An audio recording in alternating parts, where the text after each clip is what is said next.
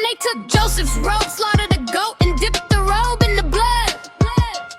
They had a long robe with sleeves taken to their father. And they said, "This we have found. See now whether it is your son's robe or not." He recognized it and said, "It is my son's robe." A wild animal has devoured him. Joseph is without doubt torn to pieces. Then Jacob tore his garments and put sackcloth on his loins and mourned for his son many days. All his sons and all his daughters sought to comfort him, but he refused to be comforted and said, "No, I shall go down to Sheol to my son." Mourning. Thus his father bewailed, and now the Midianites had sold him in Egypt to Potiphar, one of Pharaoh's officials, the captain of the guard. It happened at that time that Judah went down from his brothers and settled near a certain Adullam, whose name was Hira. There Judah saw the daughter of a certain Canaanite whose name was Shua. He married her and went into her. She conceived and bore a son, and Emway Tamhar. Again she conceived and bore a son, whom she named Onan. Yet again she bore a son, and she named him SCHLAP. She was in Chizib when she bore him. Judah took a wife for Er, his firstborn. Her name was Tamar. Er, Judah's firstborn, was wicked in the sight of the Lord, and the Lord put him to death. Then Judah said to Onan, "Go into your brother's wife and perform the duty of a brother-in-law to her. Raise a offspring for your brother." But since Onan knew that the offspring would not be his, he spilled his semen on the ground whenever he went into his brother's wife, so that he would not give offspring to his brother. What he did was displeasing in the sight of the Lord, and he put him to death also. Then Judah said to his daughter-in-law Tamar, "Remain a widow in your father's house until my son Shelah grows up."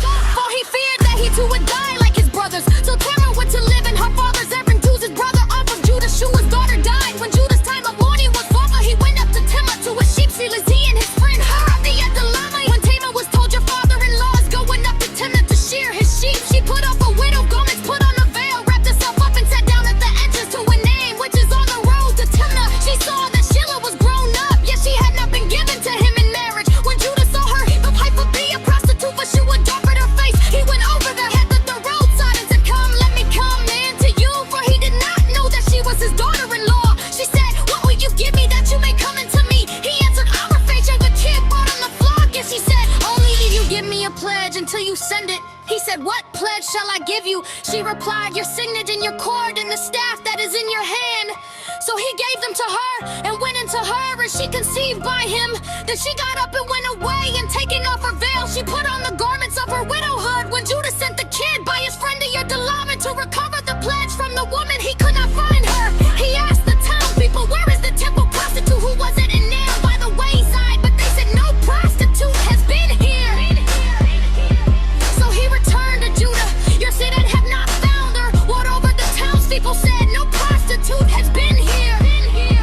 Judah replied, "Let her keep the things as her own, otherwise we will be laughed at. You see us and this kid, and you could not find her." About 3 months later, Judah was told, "Your daughter-in-law Tamar has played the whore. Moreover, she is pregnant as a result." Therefore the Judah said, "Bring her out, and let her be burned." As she was being brought out, she sent word to her father-in-law, "It was the owner of these who made me pregnant." And she said, "Take note, please, who's these whore? You're singing in the cord and the staff." Then Judah acknowledged them and said, "She is more in the right than I, since I did not give her to my son Shelah." And he did not lie with her again. When the time of her delivery came, there were twins in her womb. While she was in labor, one put out a hand, and the midwife took and bound on his hand a crimson thread, saying, "This one came out first." But just then he drew back his hand, and out came his brother. And she said, "What a breach you have made for yourself." Therefore he was named Perez. Afterward his brother